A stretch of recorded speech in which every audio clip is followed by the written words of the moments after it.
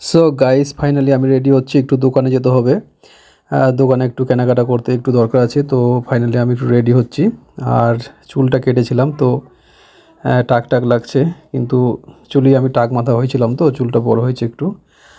আর দরজাটা খুলি, এখন বেরিয়ে পড়লাম।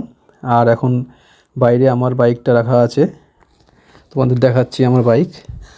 ও সুইচটা অফ করে দেই, ফ্যানের সুইচটা। এইটা, হ্যাঁ, ফ্যানের সুইচটা অফ করা হয়ে গেল। এখন আমাকে ফাইনালি বেরোতে হবে।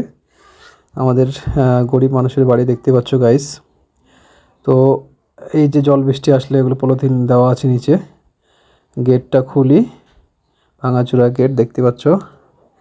এবার আমার বাইকটা, এই যে বাইক রাখা আছে আমার, গরিব মানুষের বাইক।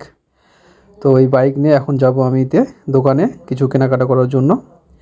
আর এমনি রাস্তা ভালো আমাদের বাড়ির আশেপাশে, রাস্তার কোনো প্রবলেম নেই। এই যে তোমার হচ্ছে একদম সিমেন্টের রাস্তা, ঢালাই রাস্তা দারুণ। আর দু সাইডে, এক সাইডে এই সাইডে বাস যার আছে হালকা, তার পাশে